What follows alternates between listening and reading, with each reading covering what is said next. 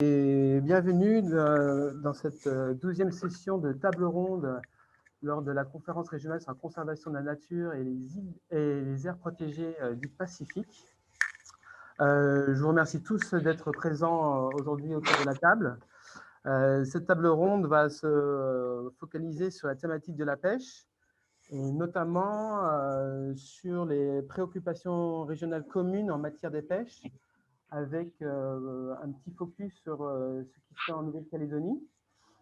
Pourquoi ça? Parce que Nouvelle-Calédonie devait être le pays hôte de la conférence et nous avons la chance d'être un pays Covid-free et pouvoir avoir tout le monde physiquement autour de la table. Donc, je vais commencer par vous présenter les différents intervenants qu'il y aura dans cette session. Par ordre de prise de parole, je vous présente tout d'abord Alan Rahari, qui est directeur des opérations des pêches de l'Agence du Forum des pêches du Pacifique, qui nous présentera et abordera le sujet de la pêche illégale. Ensuite, nous aborderons le sujet de la gestion des prises accessoires.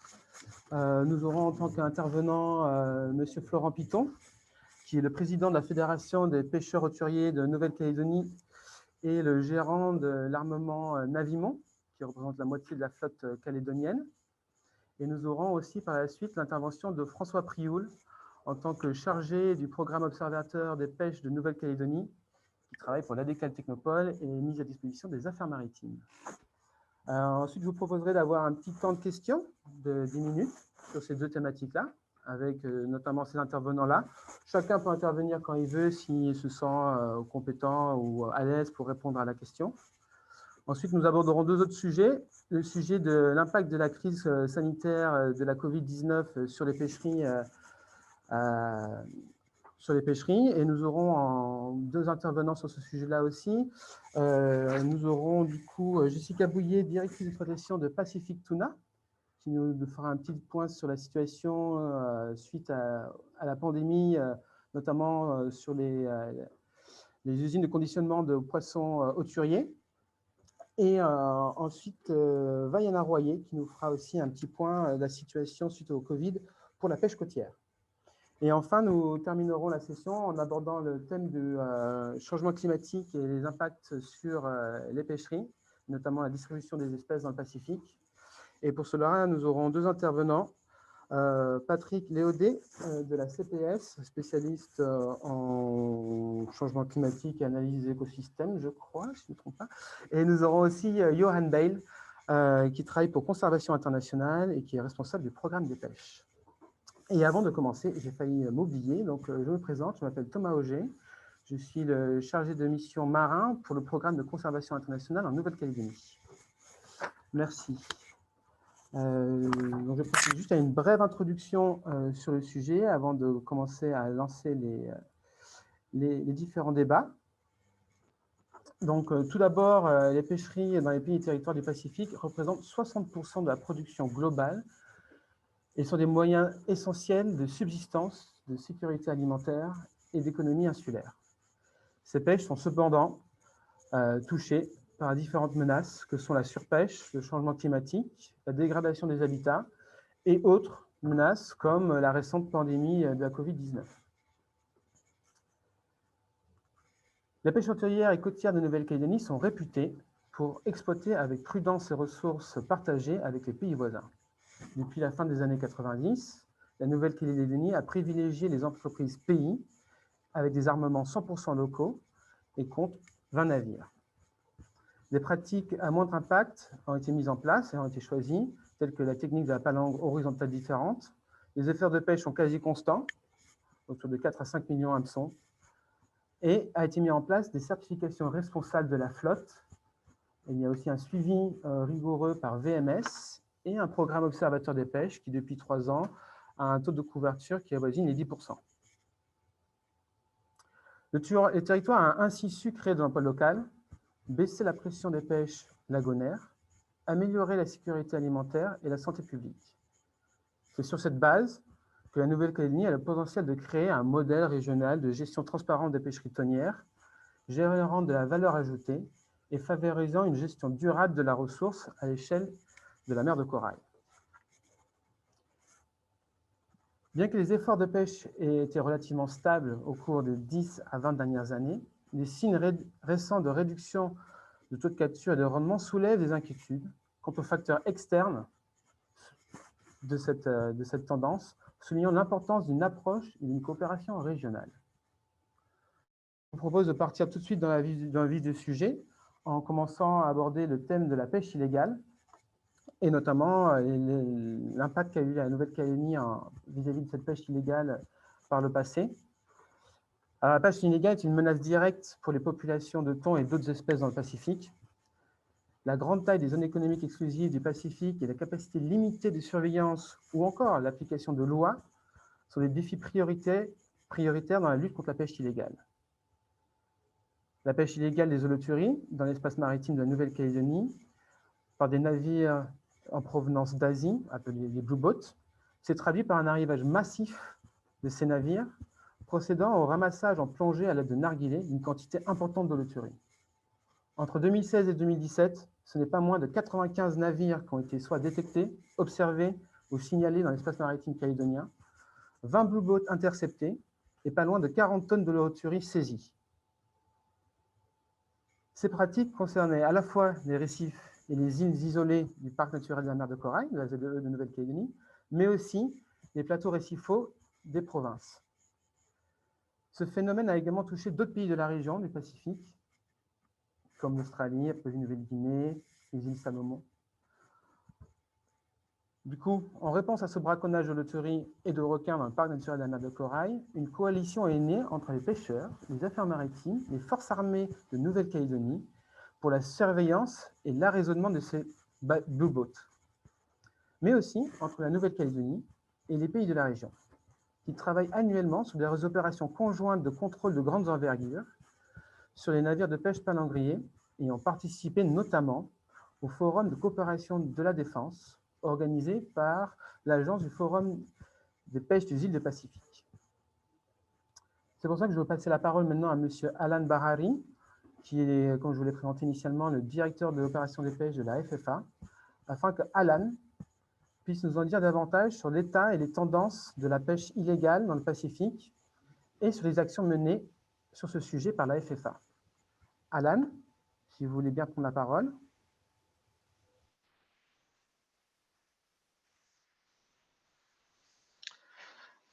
Thank you, Thomas, and thank you for the introduction. Let me just share my presentation.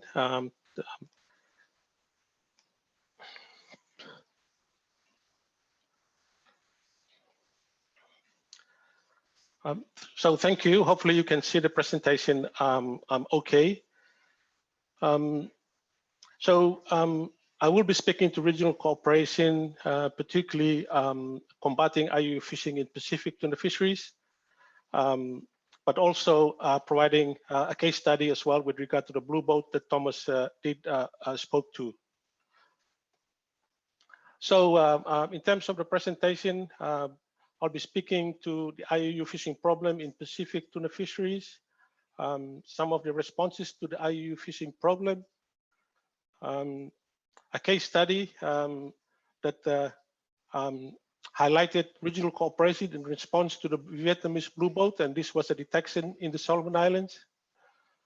And then what are the regional response to the Vietnamese Blue Boat issue? So that's what the presentation will cover.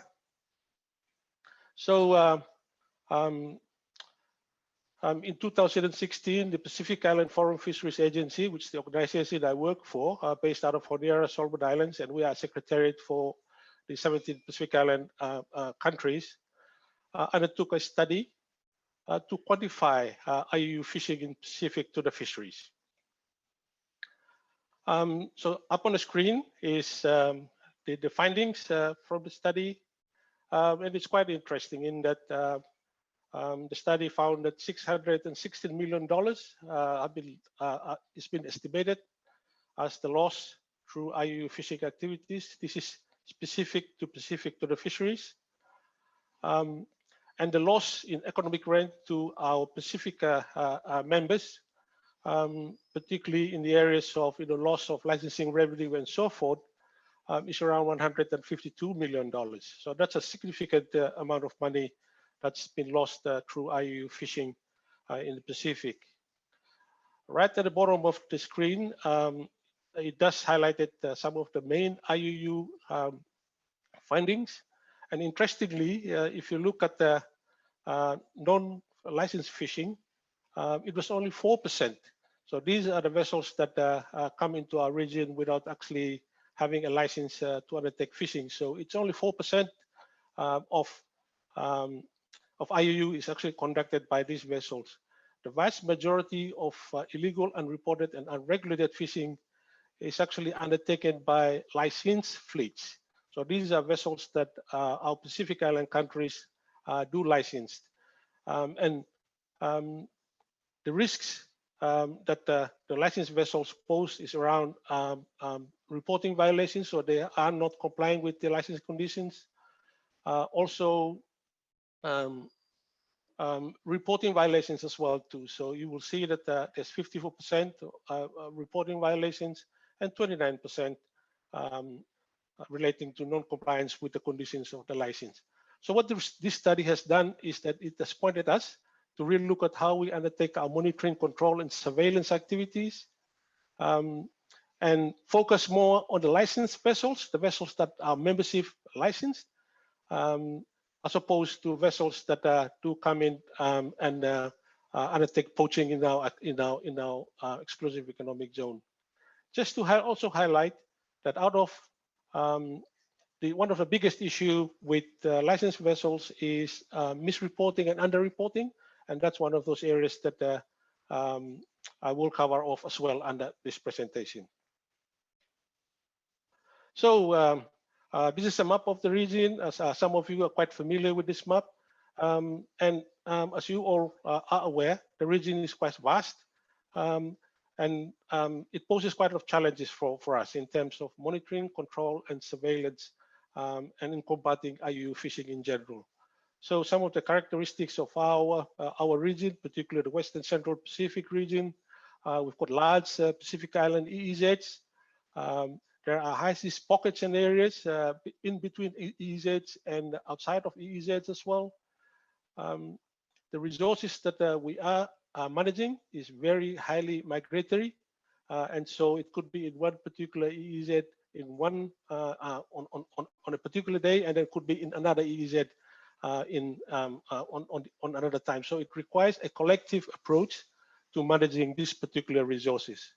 But most importantly, for the Pacific Island countries, there is very limited surveillance capability, and so undertaking monitoring, control, and surveillance of this vast ocean is a huge challenge for us, and it requires a collaborative effort by everyone, including our membership and the partners, to actually address IUU fishing. So what are some of the responses that the FFA members have taken to respond to IUU fishing? So these are listed there in the PowerPoint for you. The use of the FFA integrated MCS framework. So this is a framework that encompasses a suite of MCS, or monitoring, control, and surveillance tools that allows our members to use both at the regional level and at the national level to combat IUU fishing. Also, sharing of surveillance resources, both personnel and information, through cooperative arrangements such as the Niue Treaty Subsidy Agreement, thus enhances that MCS coverage across the region.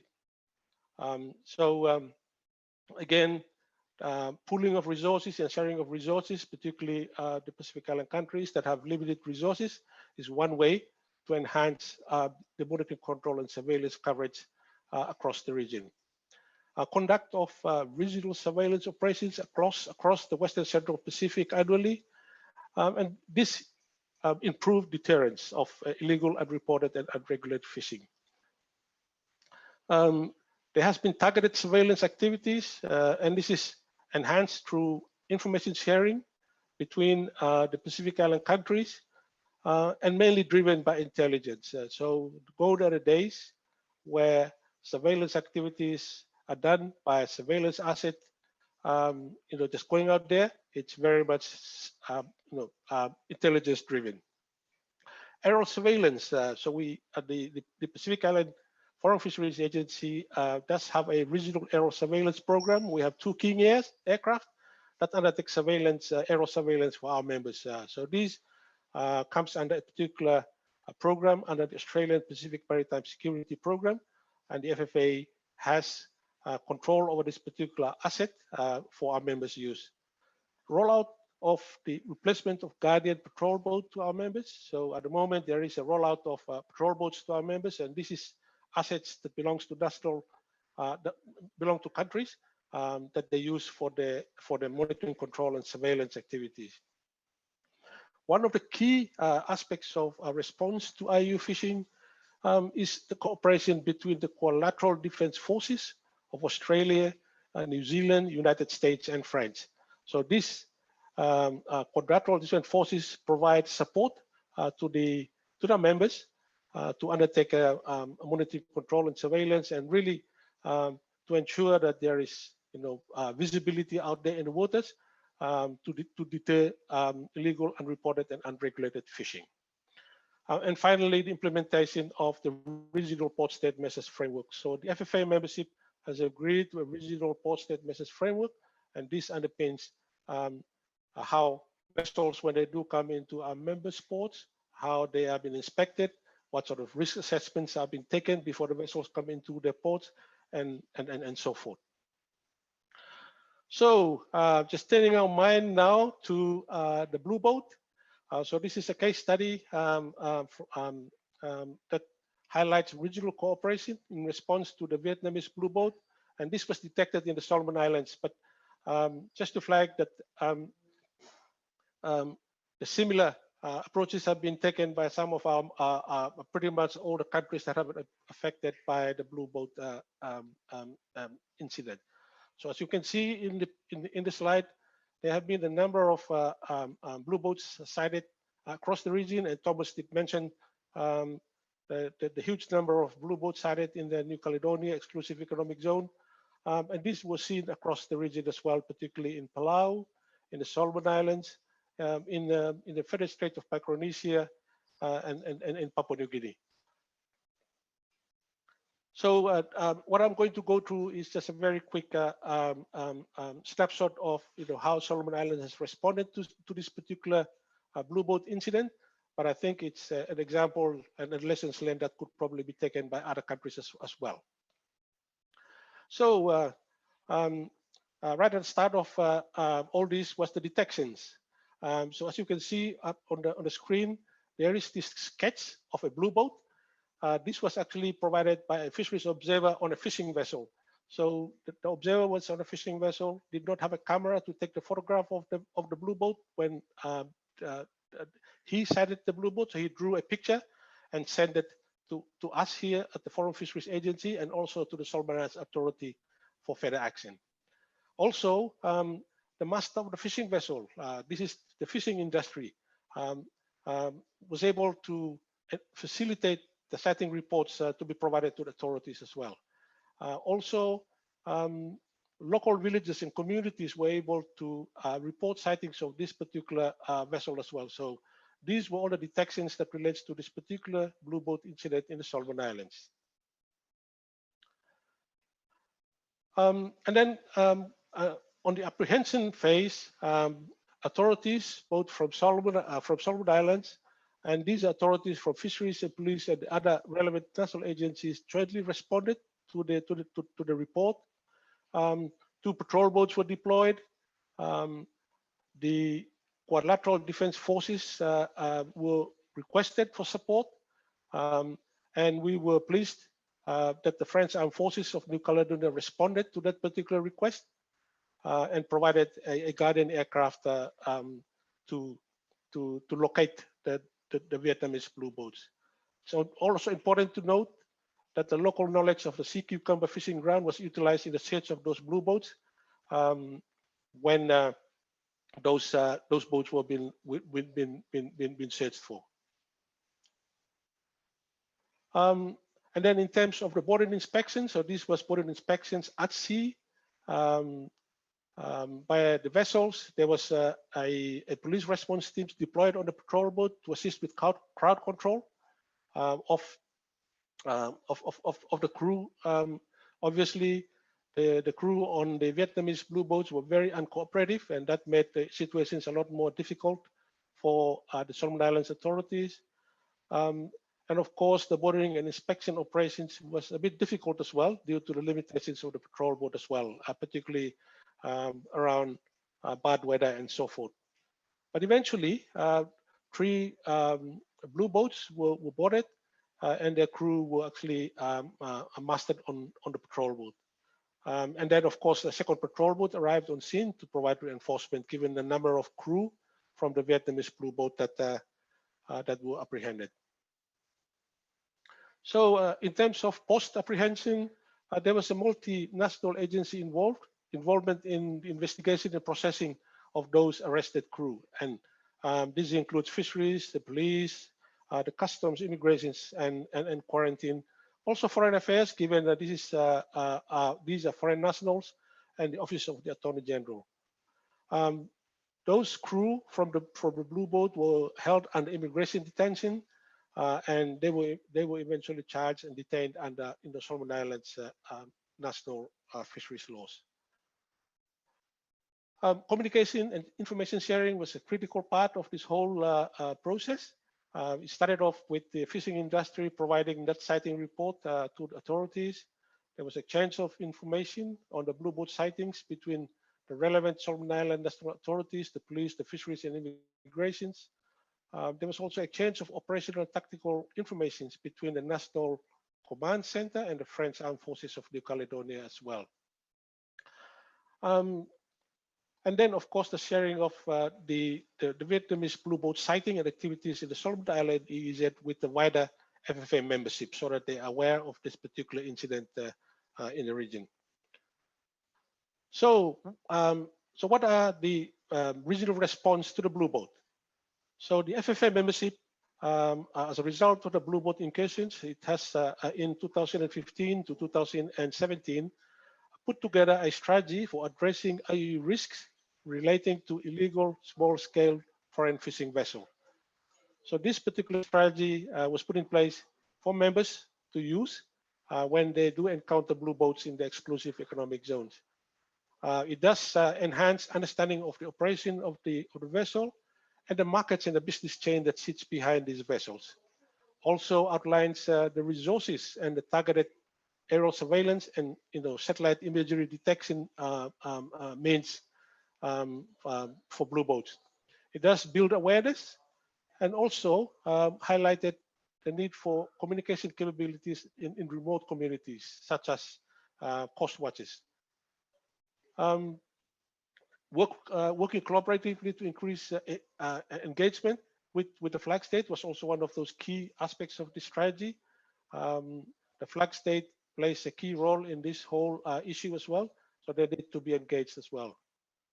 And then, of course, taking strong and deterrent action against apprehensions. So when the blue boats have been apprehended in some of our members, some of the crew and the masters of those blue boats have been sentenced, and they were able to save the jail time. And then they continue to encourage greater responsibility from the flag state. I think having the flag state heavily involved in this issue makes a lot of sense, and it allows the flag state to take responsibility on their vessels. So that's really what I wanted to cover in this presentation. I hope it does provide some context on how the FFA members are responding to illegal, unreported, and unregulated fishing, and also how we have responded to the blue boat incident specific to the Solomons, but it's one that can be equally applied across the region in terms of the lessons learned out of this particular incident. Thank you very much. Thank you very much, Alan, for this very interesting presentation. Thank you very much for your time. I can see that time is flying. Pardon, excusez-moi, je vois que le temps passe très vite. Merci, Alan, pour la présentation. J'ai 3 questions qui apparaissent là pour Alan.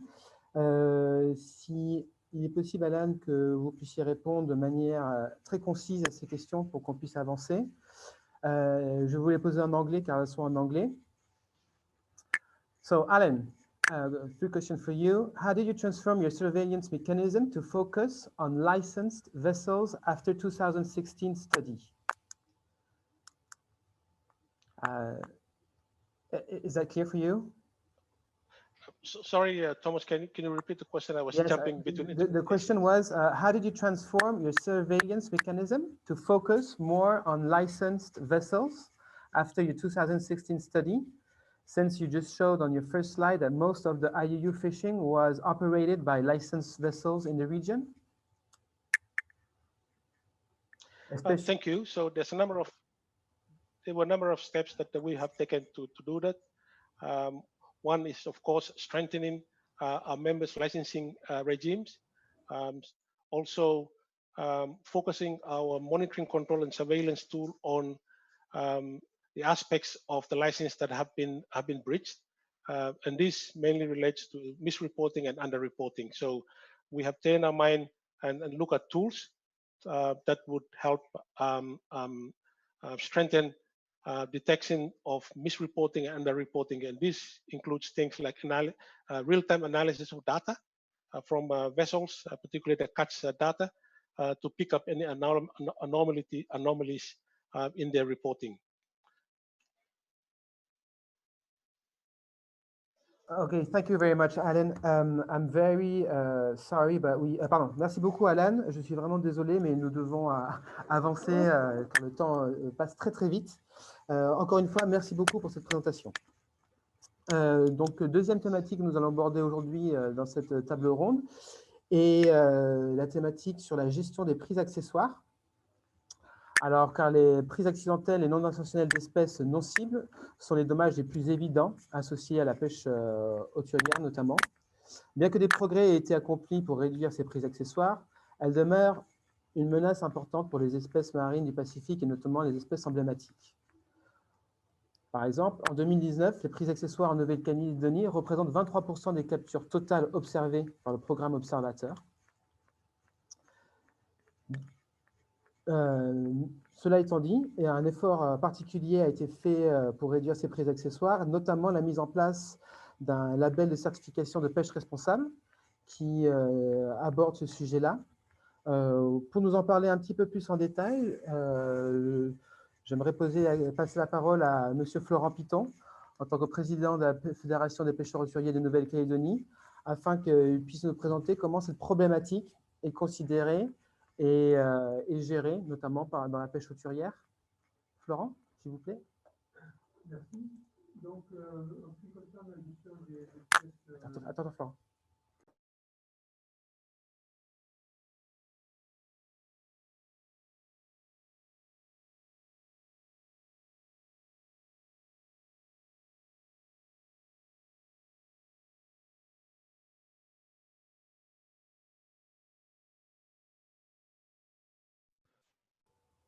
Sinon, Florent, viens ici. Viens me passer. Un instant, s'il vous plaît. On a un petit souci technique que nous allons résoudre tout de suite. Je laisse la parole à M. Florent Piton.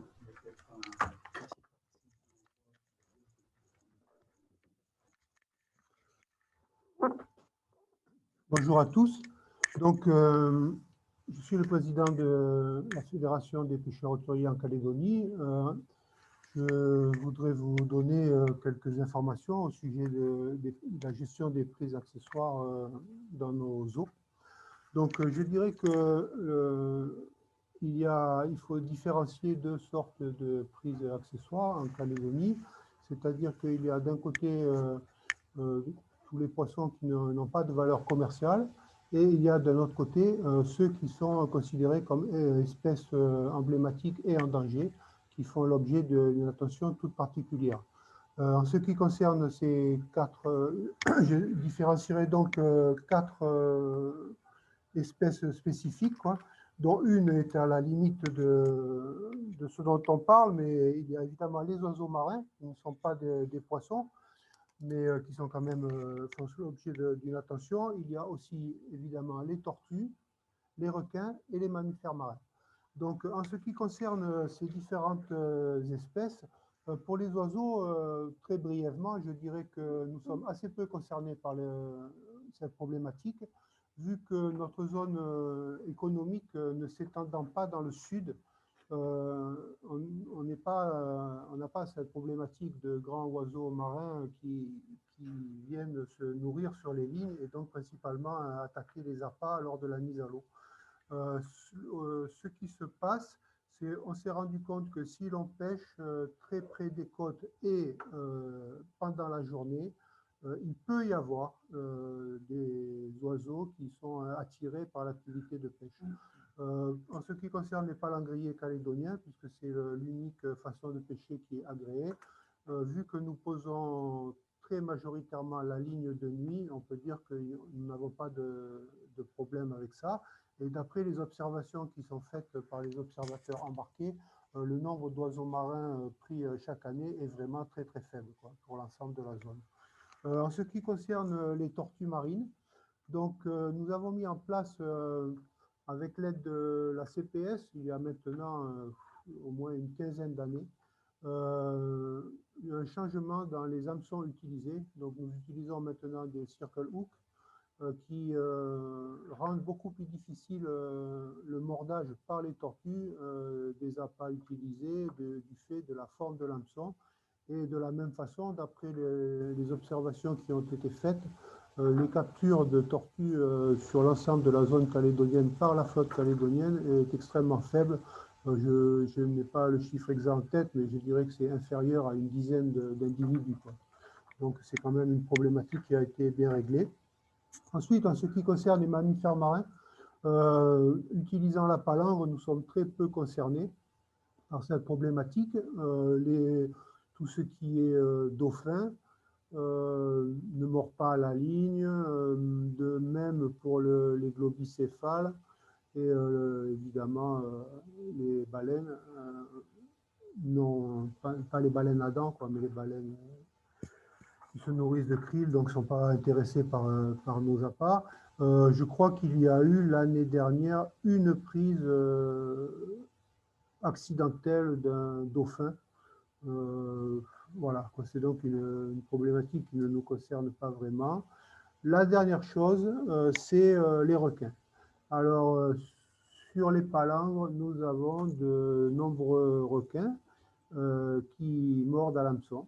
La Nouvelle-Calédonie, dans le cadre de la Fédération des pêcheurs, dans le cadre de la pêche responsable, et aussi le gouvernement de la Calédonie, en accord avec notre politique, a interdit depuis maintenant également une quinzaine d'années la commercialisation des requins sous toutes ses formes, c'est-à-dire au niveau de la chair de poisson, mais aussi au niveau évidemment des ailerons et même des dents de requin, etc. Tout ce qui peut donc, ce qui fait que maintenant les mesures très concrètes sur les palangriers sont qu'il y a interdiction totale de remonter les requins à bord, ce qui revient à dire que nous n'utilisons plus de bas de ligne métalliques de façon à ce qu'ils puissent au maximum se libérer par eux-mêmes, et quand ce n'est pas le cas, nous coupons systématiquement les avançons au plus près du requin, donc qui sont en nylon,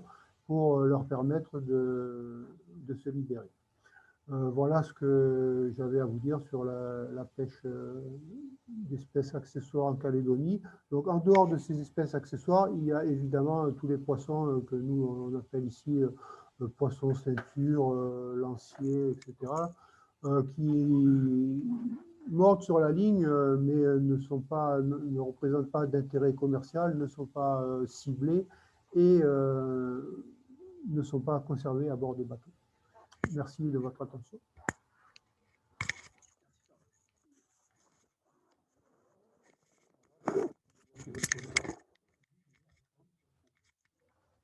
Merci beaucoup Florent pour cette intervention. Donc, je vous rappelle que nous avions à l'instant Florent Piton, le président de la Fédération des pêcheurs hauturiers de Nouvelle-Calédonie. Je ne vais pas vous rappeler cela parce qu'il n'y avait pas son nom sur la vidéo. Alors, oui, Florent, il y a une question pour toi. Y a-t-il des mesures de gestion, protection pour les poissons, ceintures, lanciers, etc. Non. Florent me répond que non. Je vais laisser. D'accord. Me répond que non. Voilà, n'ayant pas de questions supplémentaires, j'ai juste passé la parole à François Prioul, qui est donc le coordinateur du programme Observateur des pêches pour la Nouvelle-Calédonie, qui va pouvoir nous en dire un petit peu plus sur la gestion des prises accessoires. François? Oui, bonjour à tous. J'espère que vous pouvez m'entendre. Ok. Donc moi, je vais vous faire une petite présentation. Je vais vous présenter rapidement le programme d'observation de la pêche hauturière en Calédonie. Et ma présentation va être assez complémentaire, disons, avec ce que vient de dire Florent. C'est-à-dire qu'il y a beaucoup d'informations qui ont déjà été dites. Donc, je tâcherai d'aller un petit peu plus dans le détail concernant cette partie qui n'est pas conservée.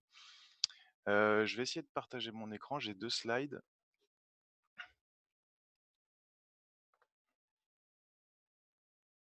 OK.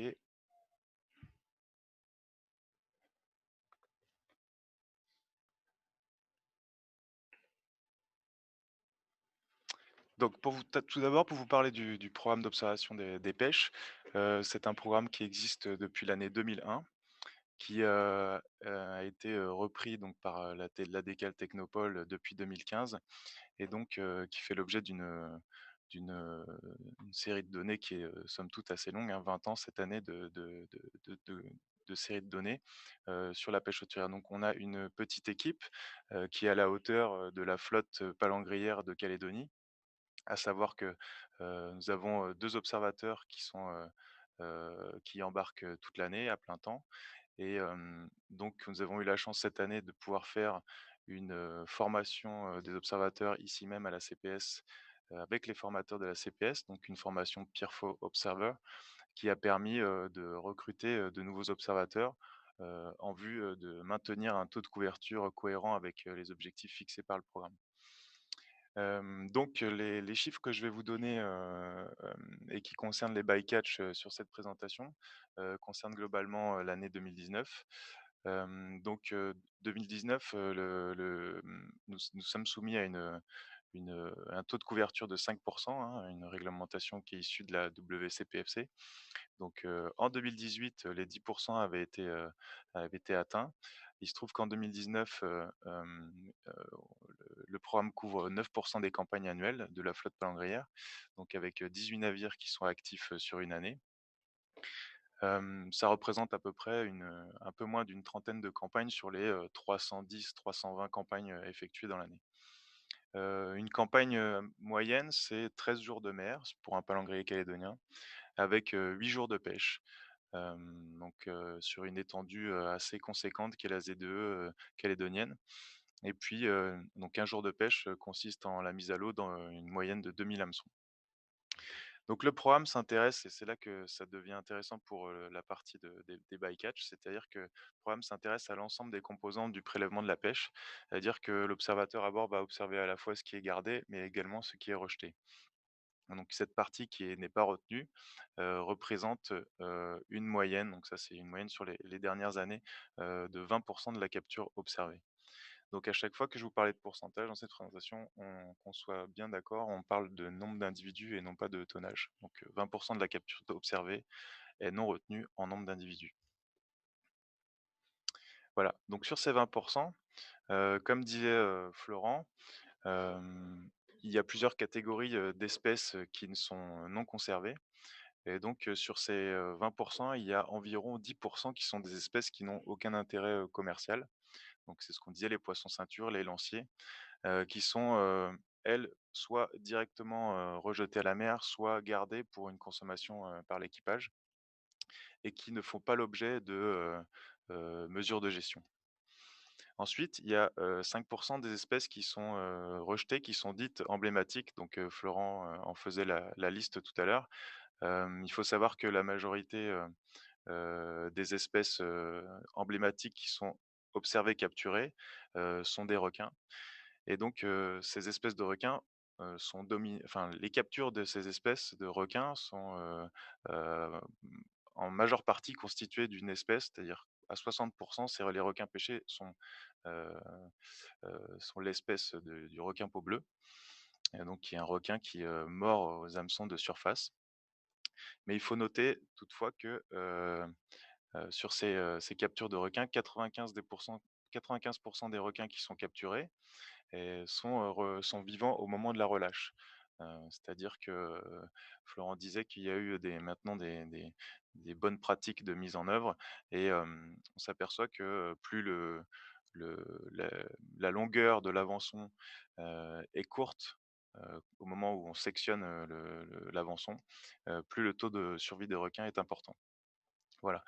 Donc, la Nouvelle-Calédonie, a eu, l'opportunité de participer à un projet, qui visait 2 espèces de requins, heu, pêchés à la palangre, et donc ce projet ABNJ Shark Pacific Tagging, donc qui incluait, 4 pays du Pacifique et qui s'étendait de 2017 à 2019, avait, pour objectif d'évaluer la mortalité, des requins, capturés, après relâche. Donc ils étaient, capturés et ensuite, équipés d'une balise qui permettait d'avoir des données, de détecter des données sur 60 jours. Donc, à l'issue de cette, campagne scientifique, on a pu montrer que sur, les 2 espèces de requins qui étaient, tagués, à savoir, c'était le requin soyeux et ensuite, le short fin mako. Ils ont pu montrer qu'au bout de 60 jours, donc au bout de la durée de vie de la balise, 88 des requins étaient encore vivants à ce stade. Donc ce qui montre bien que, à 2 mois après la relâche, il y a une grande majorité des requins qui sont encore vivants. Voilà, ce projet a également, mis en évidence ce que je vous disais tout à l'heure, hein, donc c'est aussi l'impact de la longueur de l'avançon qui est laissée avec le requin au moment de la section. Et donc qui a permis aussi de mettre, en pratique, le rôle des observateurs en termes de sensibilisation. C'est-à-dire que, évidemment, les observateurs sont là pour justement, observer ce qui se passe en termes de capture et de rejet, mais ils sont également là pour, hem, sensibiliser les équipages, notamment les nouveaux équipages, hein, quand il y a des nouveaux bateaux qui arrivent, ce qui était le cas l'année dernière. Beh, aux bonnes pratiques, surtout, lorsqu'on est en présence d'espèces emblématiques qui sont capturées.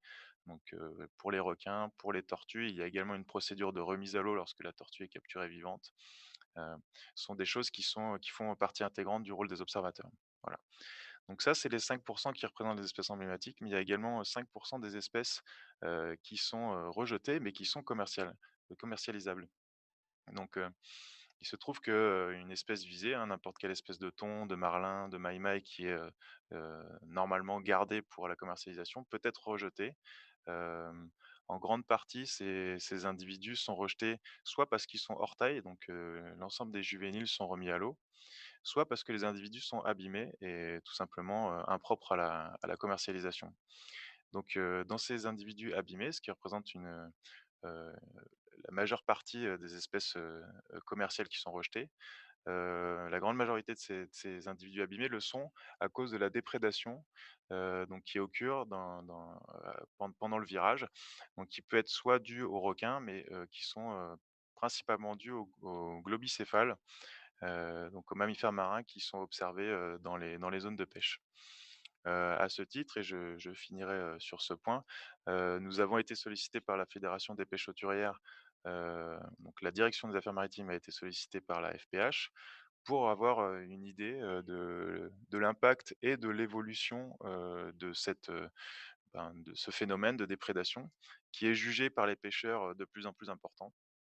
Et donc, de ce fait, la direction des affaires maritimes a sollicité en retour, l'expertise de la CPS, pour, réaliser une étude, qui s'étendra à la fois, au niveau de la Calédonie, mais également à un niveau plus régional pour essayer d'évaluer, donc l'évolution et l'impact de ce phénomène, hein, puisque, hem, on observe, quand on est à bord et qu'on observe de la déprédation, on observe soit des individus, qui sont capturés où il ne reste plus que la tête. Ça veut dire que là, le globicéphale a donc, déprédaté la proie, soit on observe un impact, tout simplement parce que les globicéphales sont dans la zone et à ce moment-là, c'est effarouche, le banc de thon. Donc il y a un impact qui est, qui méritent d'être étudiés et qui méritent d'être évalués.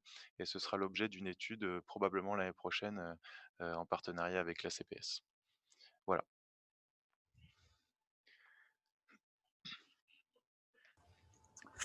Merci beaucoup, François, pour cette présentation du programme Observateur des pêches de Nouvelle-Calédonie.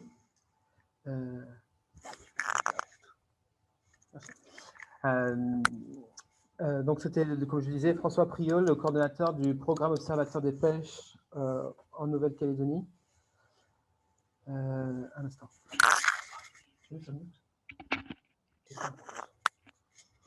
Pardon, excusez-moi. Donc, très bien, nous allons continuer cette table ronde en abordant un prochain sujet. Je vois qu'il y a des questions qui apparaissent. Elles sont tout à fait pertinentes. Je vais laisser le soin à nos intervenants, peut-être François ou Florent, de répondre aux questions qui apparaissent. Je crois que vous y avez accès. Excusez-moi, mais c'est vrai que j'essaie de garder un peu de rythme pour que tout le monde puisse intervenir. Donc, nous allons aborder maintenant le prochain thème qui est relatif à la crise sanitaire de la Covid-19 et son impact sur les pêcheries. Sur l'impact des pêcheries. Alors, la Nouvelle-Calédonie n'a pas été épargnée de cette pandémie mondiale, même si nous avons eu la chance de n'avoir qu'une période de confinement, une des plus restreintes, je crois, au niveau global, qui est de 1 mois. Par contre, cette période de confinement a été suffisante pour impacter les pêcheries, que ce soit les pêcheries hauturières ou les pêcheries côtières. Donc, je vais laisser la parole à Jessica Bouillet, qui est du coup la directrice d'exploitation de l'atelier de transformation Pacific Tuna. Jessica, je vous laisse la place.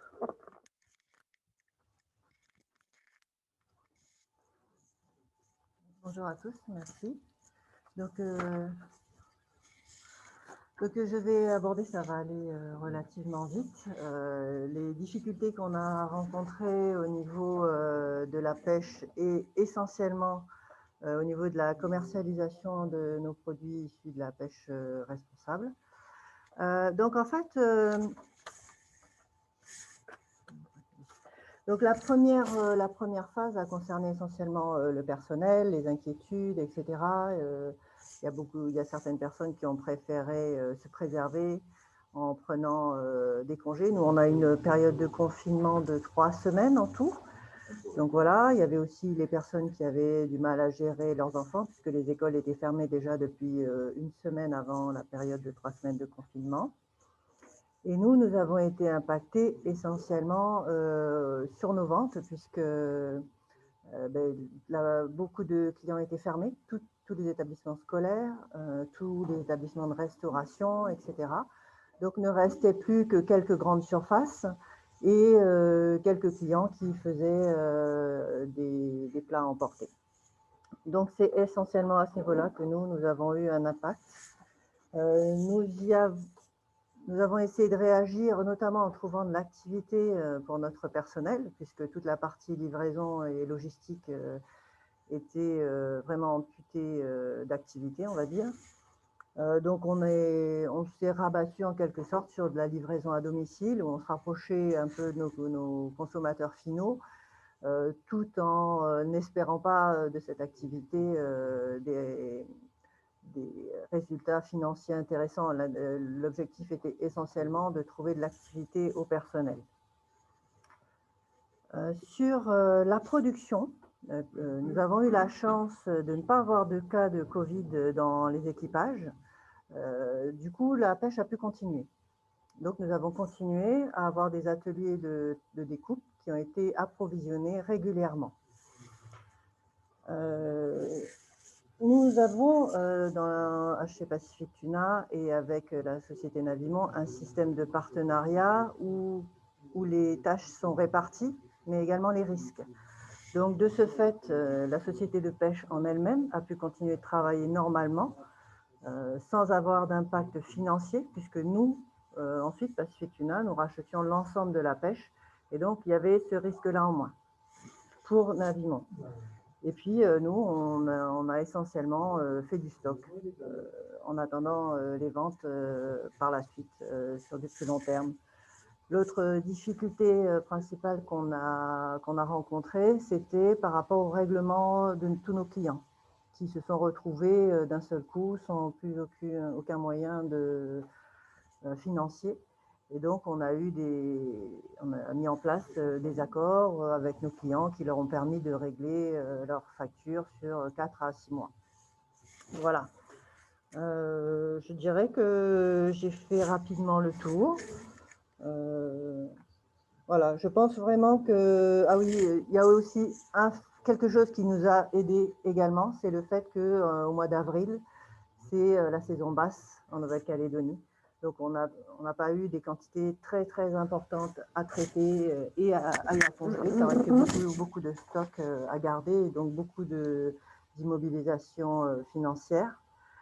L'impact direct qu'il y a eu sur nos exportations a été dans un premier temps l'arrêt des liaisons aériennes, qui a ensuite été rapidement remplacé par un nombre limité de rotations, essentiellement sur le Japon, puisque c'est là que nous exportons une grande partie des poissons destinés à l'export.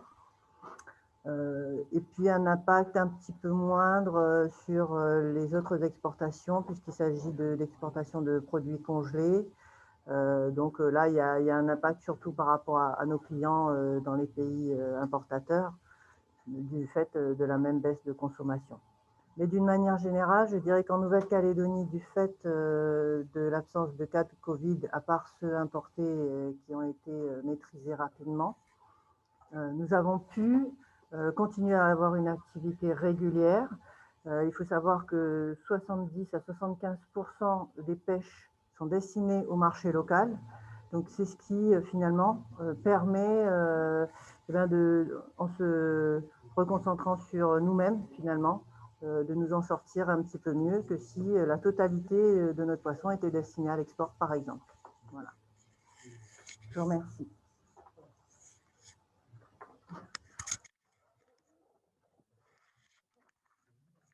Merci beaucoup, Jessica, pour cette présentation. Sans plus attendre, je vais passer la parole ce n'est pas Abel Sika, mais c'est bien Vaiana Royer, qui va parler au nom de la Confédération des pêcheurs professionnels de Nouvelle-Calédonie. Vaiana, je te passe le micro. Bonjour à tous, vous m'entendez? Ok, j'entends rien. On t'entend très bien, Vaiana. Merci. Ah, vous m'entendez? Très bien, oui. Bonjour, je représente Abel, oui, en effet, qui n'a pas pu être là et qui s'excuse. Donc, concernant la gestion de la crise pour les pêcheurs professionnels côtiers, la première chose à savoir, c'est que les pêcheurs n'ont pas été directement affectés par la crise, mais c'est surtout la fermeture des structures commerciales comme les restaurants, les marchés, les magasins qui ont perturbé la filière. Les pêcheurs de chaque province se sont organisés comme ils pouvaient. Ils ont demandé aux mairies des autorisations pour pouvoir vendre sur les bords de route leur production de pêche, tout en respectant les gestes barrières qui ont été transmis par les institutions. Et il y a aussi eu un système, une organisation qui a été mise en place par la Confédération des pêcheurs professionnels de la Calédonie, les affaires maritimes et Pescana, qui offrait la possibilité à tous les pêcheurs côtiers professionnels de racheter leur production et de se charger de redistribuer aux grandes surfaces ou autres leurs marchandises. Concernant la province nord et les îles, d'après nos remontées, les remontées de la Confédération, et ils n'ont pas été affectés par la crise, sachant qu'ils sont dans une économie tournante assez petite et qu'ils ont été épargnés par la maladie. Donc voilà pour ce qui est des pêcheurs côtiers, ça a été assez rapide. Ça a été assez bien géré. Merci. Merci beaucoup, Vaiana. Écoutez, c'est parfait tout ça. On déborde légèrement dans le temps imparti. Donc, je vous propose de tout de suite pouvoir aborder la dernière thématique sur le changement climatique et notamment l'impact du changement climatique sur la redistribution des stocks de thon à l'échelle de la Nouvelle-Calédonie, à l'échelle régionale et dans le Pacifique. Donc, pour cela, je vais passer tout de suite la parole à Patrick Leaudet de la CPS. Patrick, je te laisse la parole. Merci.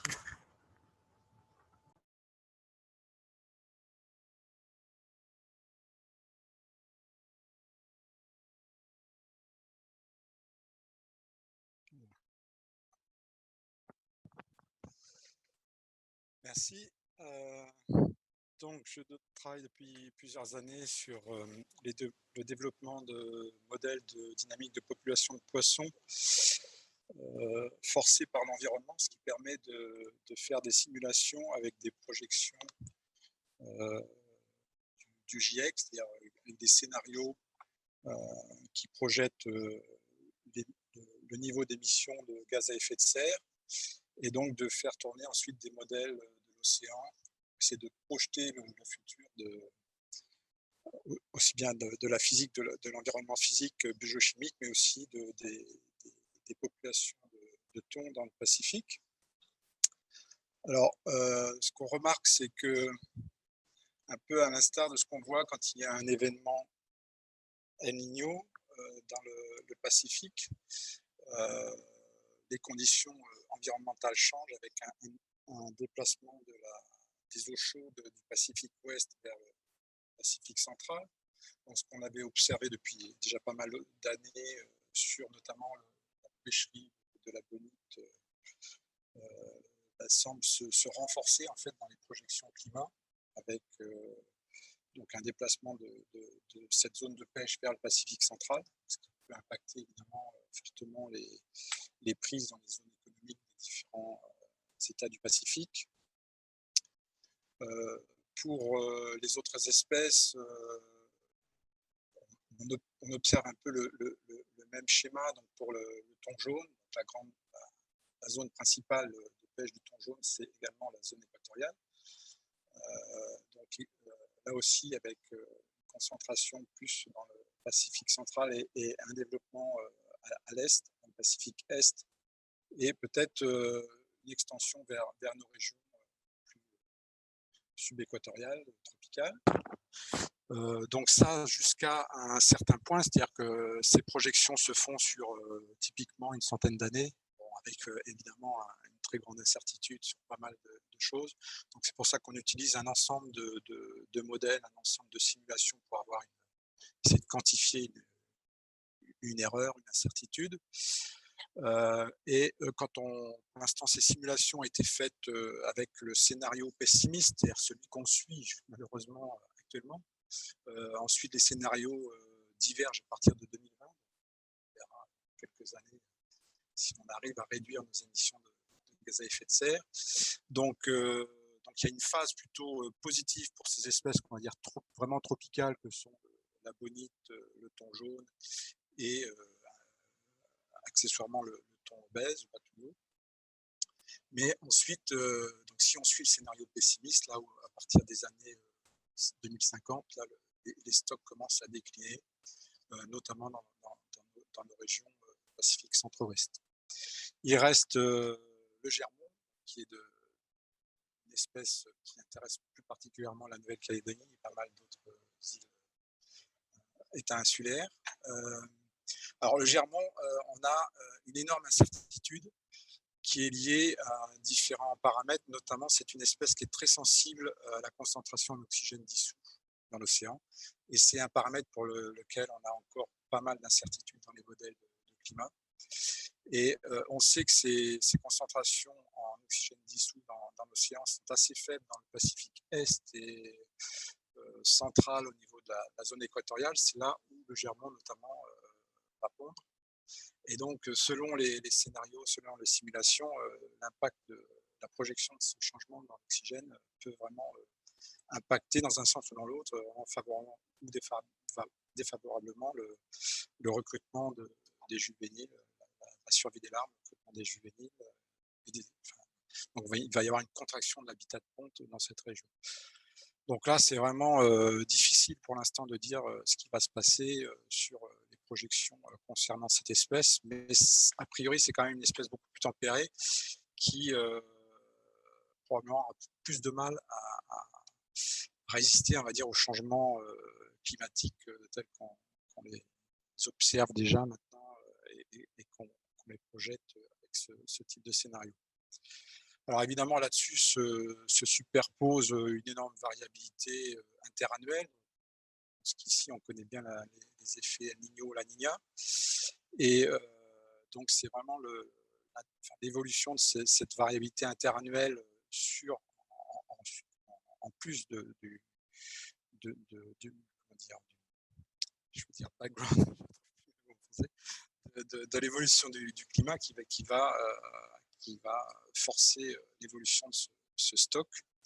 Et ce qui semblait jusqu'à présent de plus en plus clair, c'est que les événements La Niña étaient plutôt favorables à la survie des jeunes germons au niveau du Pacifique. Et donc, 4-5 ans après, on voyait une augmentation du stock sur les adultes. Et donc, on verra, il y a un événement La Niña qui se développe cette année. Il faudra peut-être attendre quelques années pour en voir l'effet. Et donc, par contre, la fréquence des phénomènes La Niña ou El Niño est également impactée par ce qu'on appelle des régimes multidécennaux, c'est-à-dire qu'il va y avoir des périodes d'une vingtaine d'années, 30 ans, sur lesquelles on va avoir une fréquence plus élevée de phénomènes type La Niña ou du phénomène El Niño. Et ça produit des régimes sur plusieurs décennies, des régimes de productivité plus élevée ou plus basse sur une vingtaine d'années.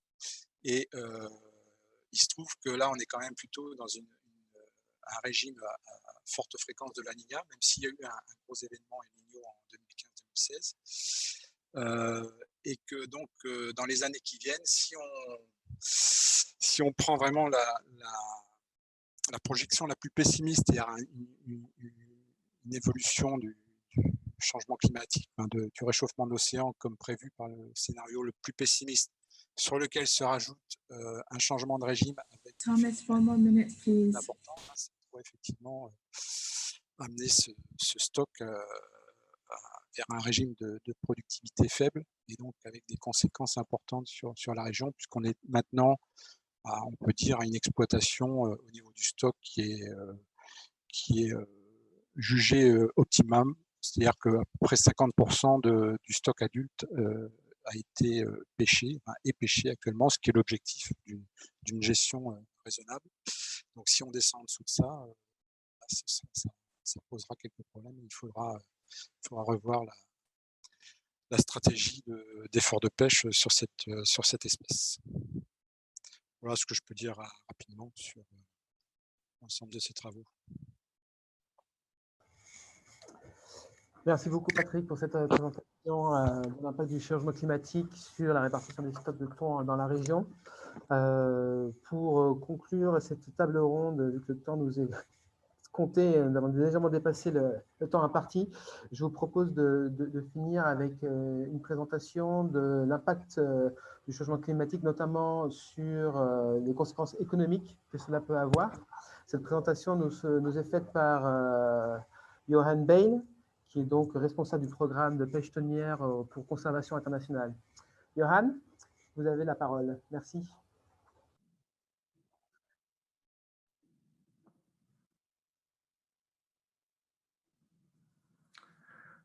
Thank you very much, Thomas. Okay, I'll just share my screen here.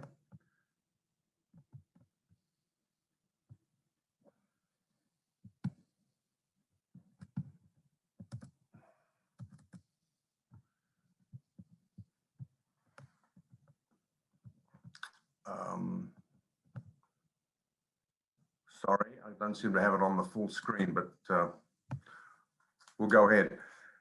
What I'd like to talk to you today, please, is to talk about a bigger spatial area than just New Caledonia and talk to you about the expected effects of tuna redistribution, as Patrick's just described, on the economies of Pacific Island countries, and in fact, bring to your attention what is actually essentially a climate justice issue. But let's start by looking at the context here. If we can look at just the huge importance of tuna fisheries to the region, in this map here, you will see the amount of license fees that each of these countries receives from selling access to distant water fishing nations. And importantly, the figures in yellow there are actually the percentage of all the government revenue that's obtained from these countries from tuna fishing. So as you can see, some of these countries, look at Tuvalu there, more than 60%, Marshall Islands, 60%, Kiribati, 66%, the small territory of Tokelau, of course, almost 100% of all the revenue that they get to run their economies comes from tuna resources. And look, not surprisingly, the presidents and prime ministers of these countries really recognize the importance of tuna to their economies, and they're very keen to make sure that those resources are well managed. And this is recent data from SPC, which is comparing the status of the tuna stocks in the 4 regional fisheries management organization areas across the world. And you can see there in the Western and Central Pacific Ocean, the 4 species that are harvested there, the yellowfin, skipjack, big eye, and albacore down the bottom. None of those species are overfished, and overfishing is not occurring. And the way the Pacific Island countries, particularly through the parties to the Nauru Agreement, manage their tuna fisheries is exemplary. And because 50% of all the tuna from the Western Central Pacific Ocean is taken from the Pacific Island area, it has a massive effect and is all amounting to good management. But look, there's a key question that's starting to worry most of these countries now, and it's based on the sort of work that Patrick Lahode and Enna Sanina have done. And the key question is, will climate change disrupt the socioeconomic benefits that these countries derive from tuna? And I'd just like to present some of the recent modeling from Enna and Patrick for skipjack and yellowfin. And this is under a high emissions scenario. The representative concentration pathway is 8.5 by 2050. And in the lower panels there, you can see the percentage changes that are likely to occur. Some of them marked with isoplets here, but the key thing to take away from this figure is that in the west of the region, there's likely to be a decrease of tuna biomass in the EEZs of countries and an increase in the EEZs of countries further to the east. Most dramatic, of course, for skipjack, but also occurring for yellowfin. Now, the implications for these economies are quite profound, as you can imagine. I mean, just the summary is that in aggregate, if you take the combined EEZ areas of the 10 countries marked in blue here, there's going to be something like a 10% decrease in biomass. That's roughly 140,000 tons of tuna is projected to move from the EEZs into high seas areas. This will result in an overall loss of about $60 million a year. But critically, for some of the countries, and the Federated States of Micronesia would be the extreme case, this could translate actually to something like a 15% decrease in government revenue for that particular country. And so there's some really serious policy considerations here. And in fact, Pacific Island countries are in a very good position to seek assistance, to find solutions that will enable them to retain the benefits that they presently receive from tuna, regardless of how the tuna are redistributed by the warming ocean. I mean, as you've seen from this data I've shown you, many of these Pacific Island economies can be considered as tuna dependent. And yet these countries have made negligible greenhouse gas emissions. And so they're in a very strong position to go and negotiate internationally to try to find a solution to this problem, to try to find the ability to maintain control of those fish, even though they're starting to move from their EEZs onto the high seas. But of course, we want to position those countries to undertake those negotiations, from the strongest possible base. And so we need to continue to work to improve CPDIME and other models, perhaps that can project and predict and forecast the change in distribution of fish, of tuna biomass from the EEZs to the high seas. Because they really need to be able to identify those risks with greater certainty, and that'll provide them with the best possible platform to go and negotiate. So the final slide is just to say that the ball has already started to roll when it comes to this issue. At the last year's meeting of the Western Central Pacific Fisheries Commission, a resolution on climate change was championed by the FFA countries. And I'm very pleased to say that the resolution was adopted. And just here's a snippet of some of the language from that resolution.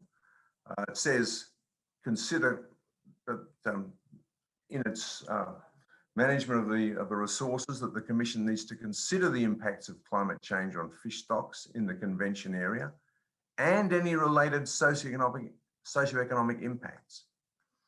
And one thing that's been happening, by SPC and Conservation International and FFA and FAOs involved, and so is SPREP, we're uniting on behalf of the region to submit a very major proposal to the Green Climate Fund, and it's called Adapting Tuna-Dependent Pacific Island Communities and Economies to Climate Change.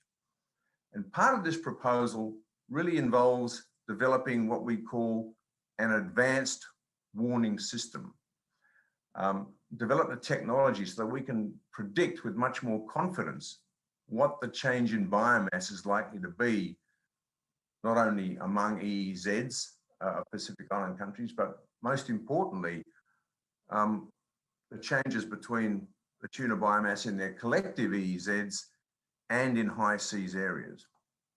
Now, to do that, we've actually got to pin down the stock structure of tuna. There's evidence now coming to the table that whereas previously we thought that each of those 4 tuna species formed a single panmictic stock across the whole tropical Pacific Ocean, it's now evident for yellowfin and big eye at least that that is not the case. It looks like there are multiple self-replenishing stocks. We don't know how many there are yet, and we need to define that, because ultimately the model needs to be applied to each self-replenishing stock, and then we can sew a picture together about what the change in biomass is going to be across the region by looking at how each of the stocks are going to respond to the warming ocean. One of the other things that will be done, of course, is that the resolution of the modelling will be brought down to a much finer spatial scale.